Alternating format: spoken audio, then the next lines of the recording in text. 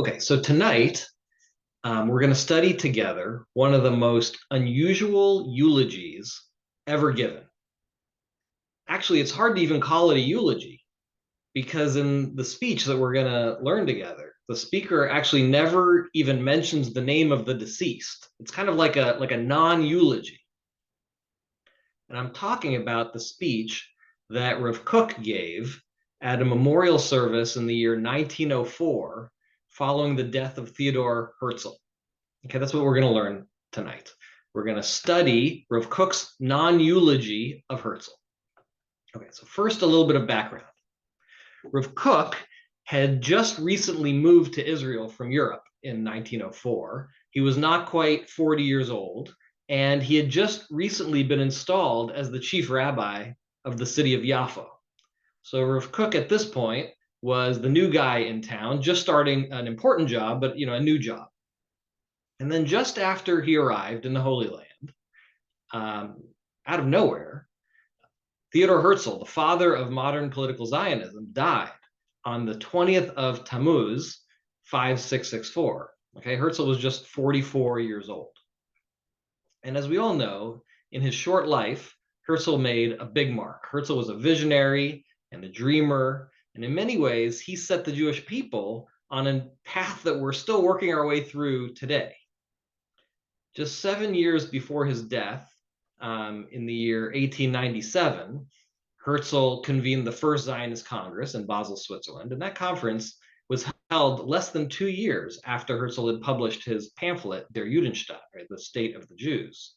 So Herzl was a whirlwind, right? He lobbied the German Kaiser, he lobbied the Ottoman Sultan, he lobbied the Pope. His ambitions were tremendous, and basically he was trying to change the way that Jews understood themselves and their place on the world map. And then, at the young age of 44, having kicked off this giant, ambitious, semi-crazy project of political Zionism, Herzl died. Now, the reaction to his death was different in different places and among different crowds. So in the traditional religious communities in Europe and even in Eretz Israel, the question of how to relate to Herzl's death was a matter of great controversy. So to give you a sense, in the city of Brisk, back in Europe, for example, the story is told that Rav Chaim Soloveitchik, the great Torah giant of his time, ordered that the doors of the synagogue be locked so that people could not gather in order to hold a memorial service for Herzl. Rav Chaim considered it inappropriate for there to be a public eulogy for someone like Herzl, who was a sinner, the founder of a movement that Rav Chaim was himself against. And in response, as the story is told, Zev Dov Begin, who was the father of future Israeli Prime Minister Menachem Begin, so Zev Dov Begin was one of the lay leaders in the community in Brisk, and it said that he broke down the door of the synagogue, or at least broke the lock to open up the synagogue in order to hold the ceremony there anyways, in defiance of Reb Chaim's decree. It's not that you couldn't be religious and a Zionist. Certainly there were religious Zionists, but it's fair to say that by and large, the religious establishment of that day, whether in the Hasidic communities or in the Yeshivish communities, viewed Zionism as a threat to traditional Jewish values and traditional Jewish practice.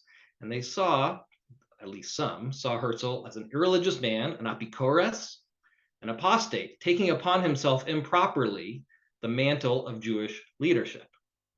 Who is this non-religious Jew to lead a project of establishing a Jewish state? And what kind of state was he pushing for? Not a monarchy under halacha, but instead a secular modern state, a state like those of all other nations.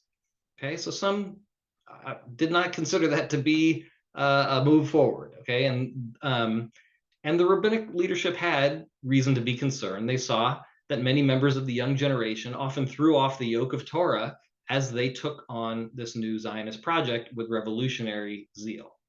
Okay, and to push this even further, I want to just kind of push even further to give us a sense of how this was, not obvious how to relate to Herzl's death among the traditional religious community. just going to read you a line from the Shulchan Aruch that gives you a sense of, in the extreme, how one might have viewed this. Again, in the extreme.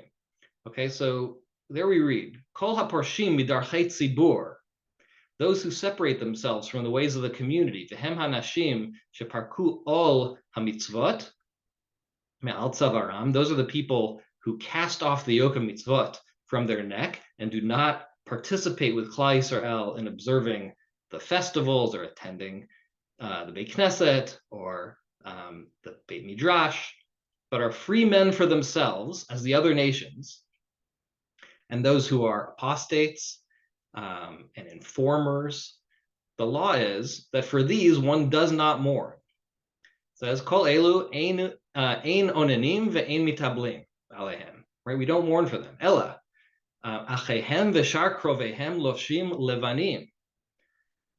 Rather, their brothers and relatives should wear white, umit'atfim levanim, and wrap themselves in white, clothes of white, ve'ochlim v'shotim usmechim, and they should eat and drink and rejoice. Okay, the point is not that this particular halacha should be applied to every non-practicing Jew, but it gives you a sense how one could relate to the death of someone who is viewed as an apikoros.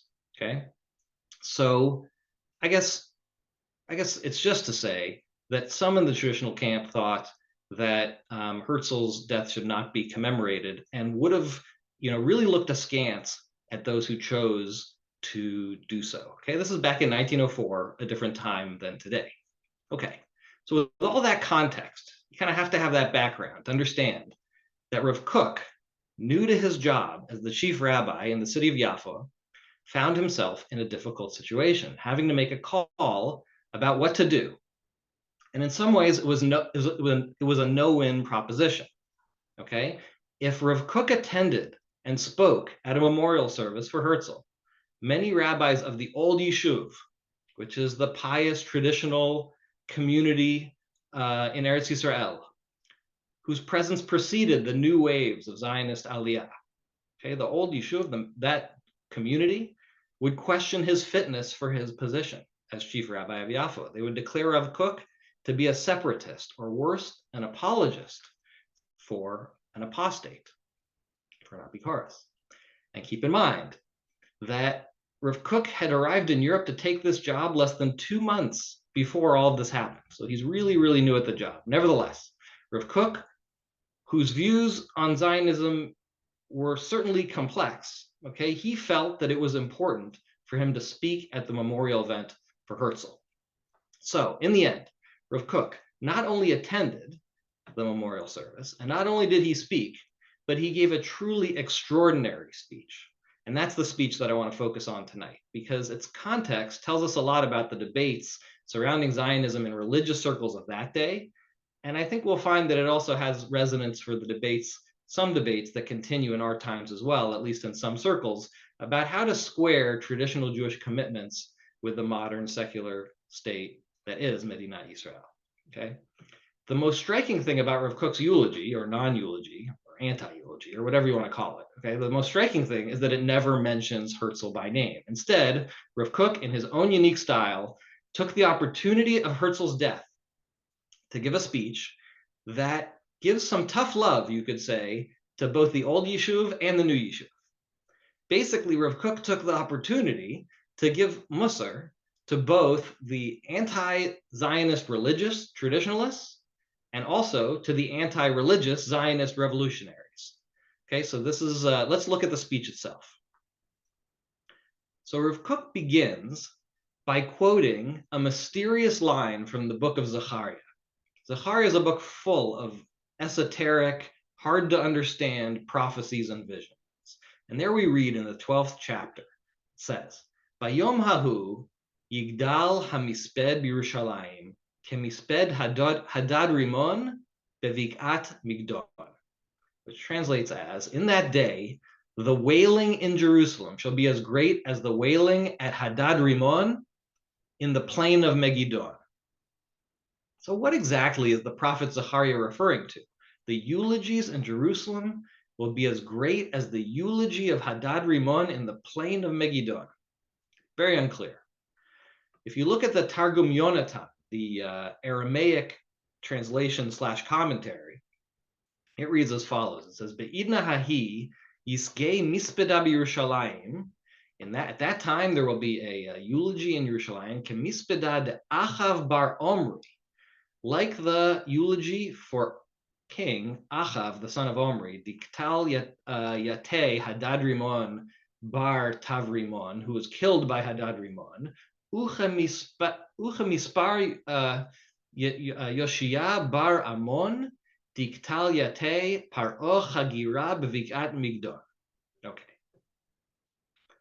So basically, the Targum says that this vision of Zechariah of a day of great eulogy means that the eulogy on that day will be as great as the eulogies dating back to the death of two kings that we know about from the book of Kings, from Sefer Melachim, King Achav and King Yoshiyahu.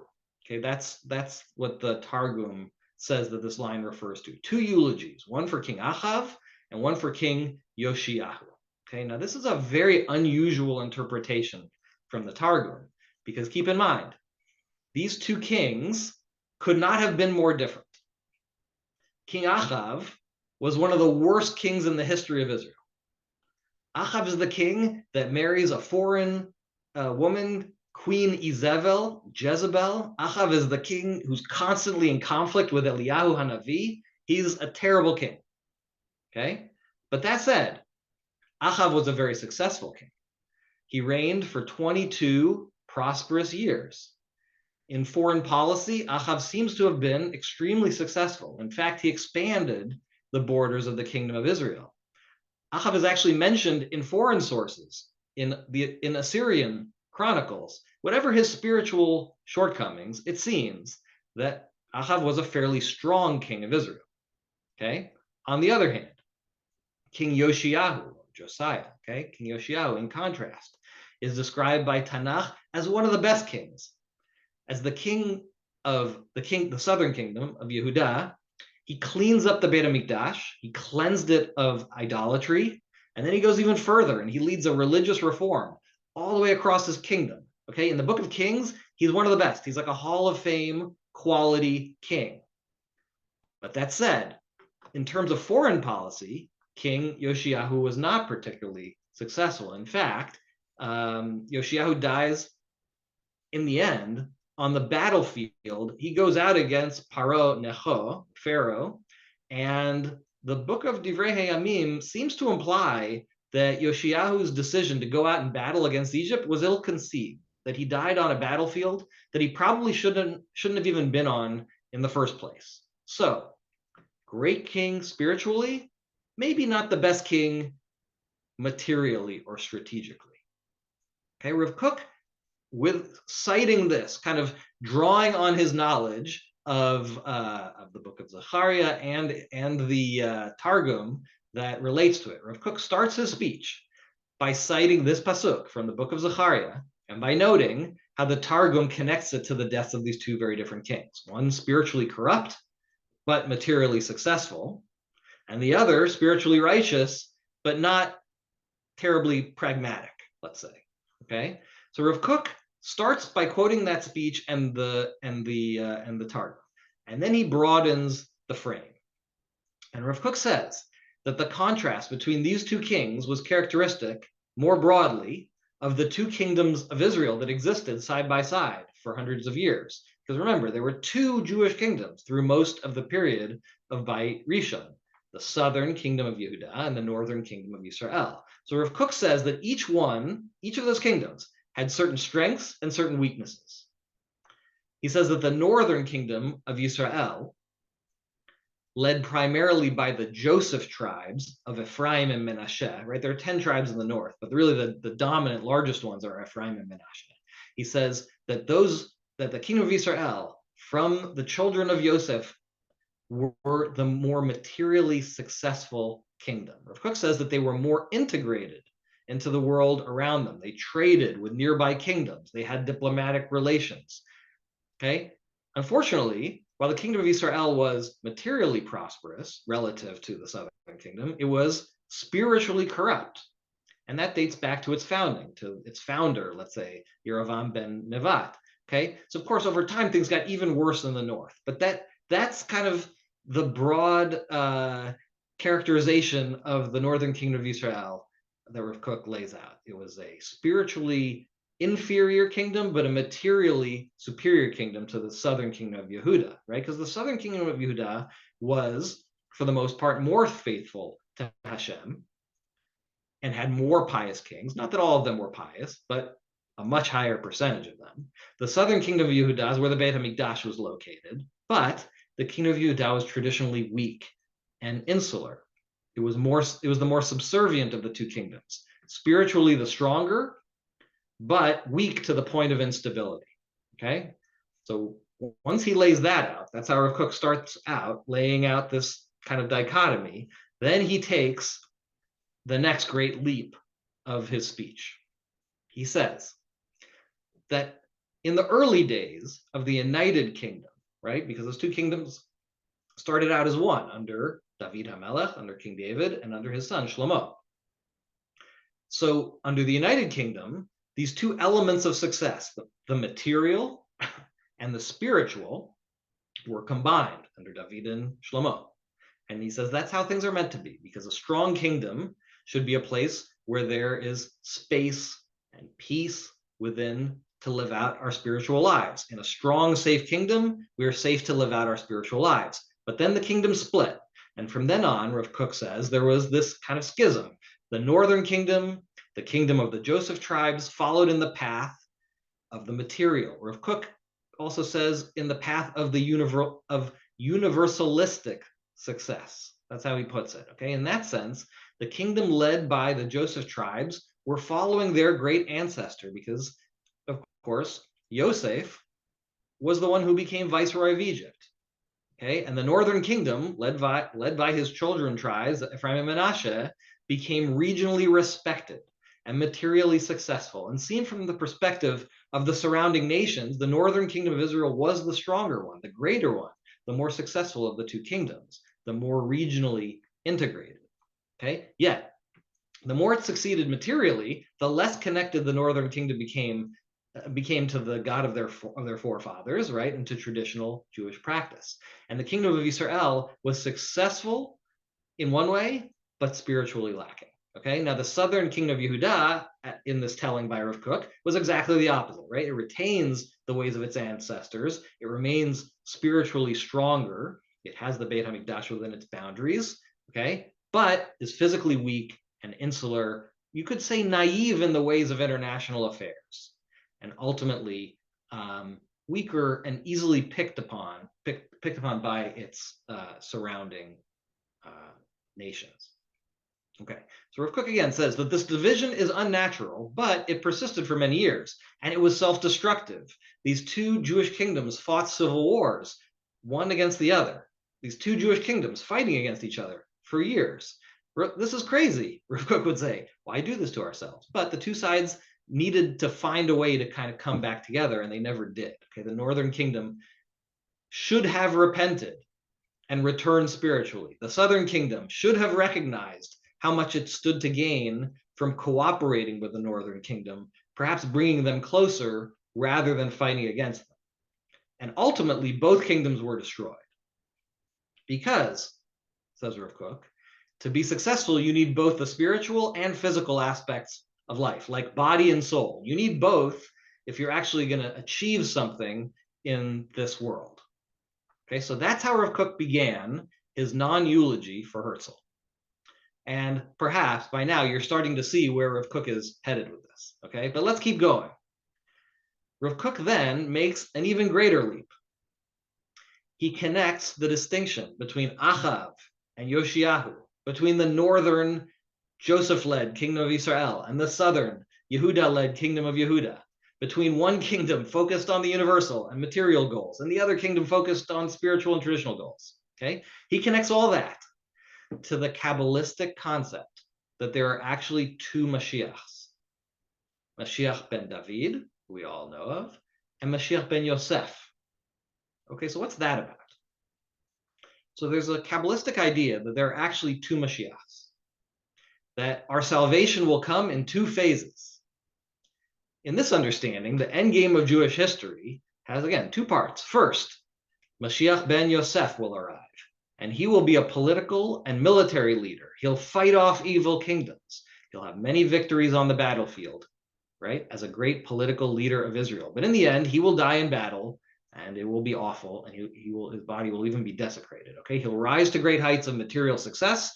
In the end, he'll go down in flames, and his coming will kick off a period of great calamity, right, like Chevelei Mashiach, that will precede the coming of the true salvation of Mashiach ben David. Okay, but Mashiach ben Yosef comes first. He'll prepare Bnei Israel for the final redemption. His work will, you could say, clear the way for the coming of Mashiach ben David. That's this concept, kind of this Kabbalistic concept of two Mashiachs. And if it wasn't clear yet what Rav Kook was getting at, relating to the situation of his own day, he then just spells it out more clearly. So here's a quote. Okay, this is a quote from Rav Kook. He says, "So it came about that through the exile, there's a seesaw effect of these two opposing forces. At times, there's exhibited a drive toward material, worldly success that flows primarily from the foundation of Joseph and Ephraim. Other times, there's a stirring of the drive for observance of Torah and spiritual development, for awe and love of God. Since it's impossible for our nation to attain its lofty destiny, other than by actualizing these two components, the universalist, symbolized by Joseph, and the particularist, symbolized by Yehuda, there arise in the nation proponents of each aspect. Those who would embrace spirituality prepare the way for Mashiach ben David, whose focus is the final destiny. Truly, the focus of life is spiritual attainment, except that the spiritual can only develop properly if it's accompanied by all the material acquisition which a full-bodied nation is in need. Those who redress the material general aspects of life prepare the way for Mashiach ben Yosef." Okay, end quote. So it's important to say, Rav Kook was certainly not saying that Herzl himself was Mashiach ben Yosef. It seems that Rav Kook was saying that the Zionist movement more broadly, if not Herzl himself, was some kind of early stirring of the emergence of Mashiach ben Yosef. You might say, to borrow a phrase that Rav Kook would not have used, but that he was living through Reshit Smichat, the coming of Mashiach ben Yosef, like the first flowering of the coming of Mashiach ben Yosef. Okay, here's how Rav Kook himself puts it in his speech. There's another great quote. He says, "The Zionist vision manifest in our generation might best be symbolized as," quote, "the footsteps of the coming of Mashiach ben Yosef. Ikva, Ikva de Mashiach ben Yosef, the footsteps of the coming of Mashiach ben Yosef." And this is the remainder of the quote. Zionism tends toward universalism. Okay, so another way of saying it, here's another way of getting at what Rav Kook is trying to say here. You might say that for Rav Kook, Zionism is Josephism. It's a movement to shore up the physical state of the Jewish people, which is a necessary precursor for the full actualization of the Jewish people in its mission in the world. So in this view, political Zionism is not the solution all by itself, but it is part of the solution. Okay? And so Rav Kook implores in this speech the religious leadership of his day to work with the irreligious Zionists rather than rejecting them. He says, here's another quote, "The leadership of the Zionist movement must be greatly influenced by the gifted few of the generation, the righteous and the sages of the Torah." Okay, basically he's saying, don't fight against the footsteps of the coming of Mashiach ben Yosef. Rather, find a way to work with these people and bring them closer.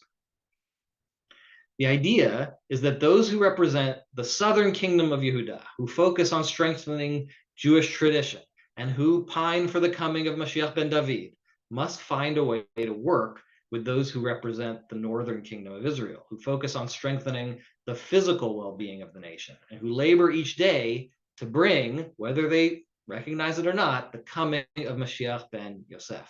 Okay, therefore, Rav Kook says, reflecting now on Herzl's death, not by name, he says there is benefit to be gained by remorse over one who might consider the footsteps of Mashiach ben Yosef in view of his influence in revitalizing the nation materially and generally. This power should not be abandoned, despite the wantonness and hatred of Torah that results in the expulsion of God-fearing Jews from the movement. Okay, so basically, Rav Kook is not he's not like it's not like he's not afraid also to talk about what he would have viewed as the failures of the irreligious, perhaps even for some anti-religious tendencies of political Zionist and certainly labor Zionist movements. But he's saying, again, there's benefit to be gained basically in having remorse over the loss of someone who drove the footsteps of Mashiach ben Yosef. Again, not mentioning Herzl by name, but it's clear who he's talking about. And amazingly, Rav Kook goes on and says further, he says, Tshuva must be from our side. Return, Tshuva, will be enduring only if all the powers presently found in the nation will be vigorous and directed to good. Then we will be a vessel for the divine will. Okay, so basically Rav Kook, you could say, was taking both sides in this speech to task, giving tough love in two directions. Because each side, it seems he would say, was seeing only part of the picture. And we're missing each one's need to figure out how to work with the other side. Because, he argues, we need both the physical and spiritual if we're going to be successful. Either one without the other is lacking and ultimately destined to fail. Now, it takes a man of Rav Kook's stature to speak in this way, right? He's pointing out that those who focus most on our spiritual goals aren't necessarily the most astute when it comes to matters of statecraft.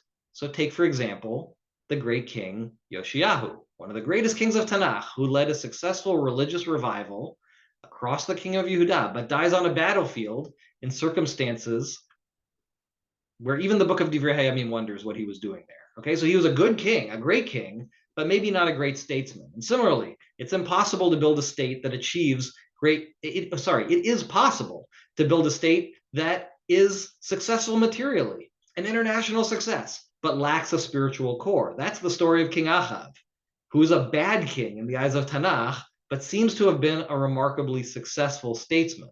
Okay, but without a spiritual core, that also is not sustainable. So tragically, Rav Kook is pointing out the kingdom of Yehuda and Israel fought each other as if they were enemies when they should have been figuring out how to work together in a way, in a united way.